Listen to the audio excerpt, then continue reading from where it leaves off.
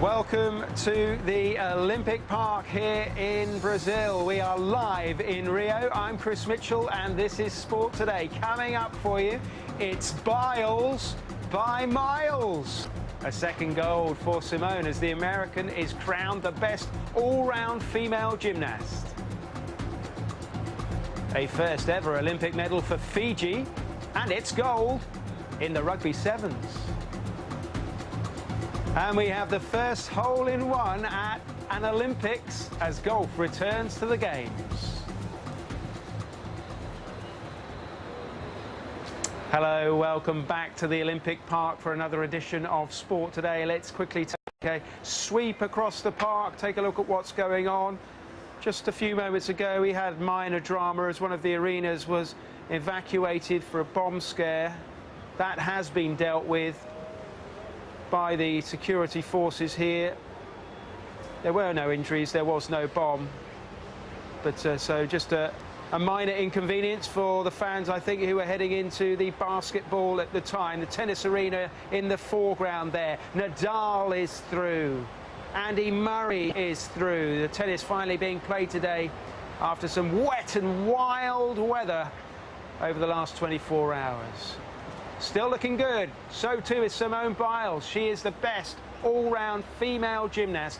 She won the gold medal a few hours ago, and she did it in style. She won by almost 2 points from her teammate Ali Raisman. Of course, it follows her gold in the team event. She is now the individual champion too. No one looked like getting near to her. Just 19 years old. She celebrated in tears with her coach afterwards, the coach who discovered her as a youngster. Fantastic story there. Fiji are the Olympic Rugby Sevens champions. My goodness me, they blew Great Britain away. Fiji had never won an Olympic medal of any kind before. Now they have one. They beat Great Britain in the final just a few moments ago.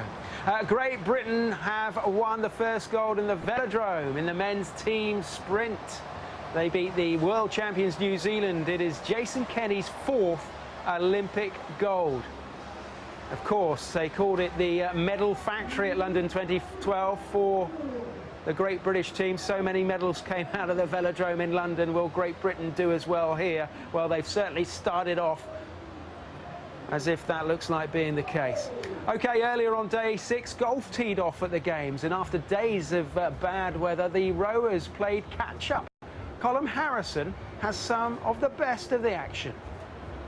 As the rowing regatta resumed on Thursday, New Zealand's Eric Murray and Hamish Bond continued their dominance of the men's pairs competition by retaining the Olympic title they won in London in 2012. Their unbeaten run in all competitions now stands at 69 races, stretching back 7 years.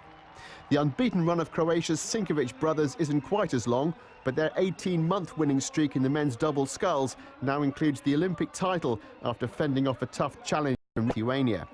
And there was double success for Germany in the finals postponed from Wednesday as they won both the men's and women's quad sculls. There was gold for Germany too on the shooting range, where Barbara Engleder won the 50-metre final with a record score of 458.6 and seemed pretty pleased about it all. And Great Britain's Justin Rose made Olympic history as golf returned to the Games after an absence of 112 years. The former US Open champion hit the first ever Olympic hole-in-one. Colm Harrison, BBC News. And I tell you what, the golf was really fantastic. I watched it this morning, and Marcus Fraser, who leads, had the best of it because it was so calm down there, not a breath of wind.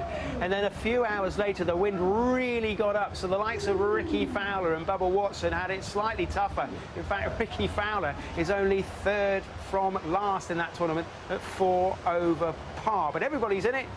There's 60 players from all around the world, and there is no cut. That comes to a conclusion on Sunday. Now, away from the park here, the athletics starts on Friday. For many, that is the key to an Olympic Games. The Olympic Stadium is up and it is nearby the Maracanã. The build-up, though, has been mired in controversy, hasn't it? Alleged state-sponsored doping means no Russian team will take part because of that blanket ban on their federation. And another twist in this tale, because this evening here in Rio, a second Kenyan official has been sent home from the Games for posing as an athlete. Posing as an athlete. Ed Harry, our athletics commentator for BBC World Service, joins us now. First of all, what has happened here? Tell us the story. Chris, this really is farcical. It's a coach called John Ansara. He was up at the Athletes Village on a day pass. He wanted to access parts of the village where that pass wouldn't take him, so he used a pass belonging to an athlete called Ferguson Rotich. Rotich, a strong prospect for an 800 metres medal here in the days ahead. The coach goes into the canteen wearing this. He's then approached by anti-doping officials who've targeted Ferguson Rotich, the real athlete, not the man wearing his badge, for a drug test. The coach apparently says, I'm not him, and they say, well, no, come with us. He goes with them, he gives a sample, he signs, so he goes through the whole drug testing process wearing that athlete's accreditation, acting as though he were that athlete. He then tells the team management, they call him stupid, they call him irresponsible, they inform the IOC straight away. He's now going home. Some very serious questions here. How did anti-doping up at the village mistake an old coach for a young athlete? And did Ferguson Rotich give his pass, or was it taken and used without his permission? Because we know those badges, we all have to wear them in the media as well. They're non-transferable. And it is terrible news for Kenyan athletics. It puts the spotlight right back on them. Remember, the head of their delegation here, he's already back in Kenya after an ARD sting operation, and he's facing bribery charges surrounding doping, and he's in custody because of that sting operation carried out by ARD and announced on the eve of the Games. You say this raises questions. It does indeed. Have you been able to ask them yet, or has this happened just in the last few moments and you haven't seen anybody to ask? We have the Kenyans' explanation for what happened. We have the Kenyans saying this is a man who should have known better. He was a 1984 Olympian himself. He's a much respected coach. If it is as much as, can I borrow your pass because I'd like to eat some food, he and his country and Kenya's reputation are paying a very heavy price for that decision. And what about the people carrying out the test? Because you made the point, how can you mistake somebody, an elderly gentleman, shall we say, for an athlete? I think we look at how many of the people might be volunteers connected with this whole operation, even though it is anti-doping. And if people aren't adequately trained and don't have up-to-date pictures and just simply have a name on a piece of paper, mistakes can happen. So from the point of view of the organisers here, certainly the anti-doping side of things, this is embarrassing as well, not just for the Kenyan team. Listen, I know you want to talk about the actual athletics, and we've got, what, about a minute left on the programme, but tell me, because Friday sees some of the biggest names in women's athletics go in action, and they could do something rather special, you were telling me. No woman has ever won an Olympic gold medal in the same event 3 times in a row. Tomorrow morning in the women's 10,000 metres, Tirunesh Dibaba of Ethiopia has a chance of that. She's a little bit of an outsider. She's become a mother since London 2012. She's stepped up to the marathon. She's become the most famous big sister in athletics, as her younger sibling, Genzebe Dibaba's taken up the family business, broken all the records and won a lot of gold.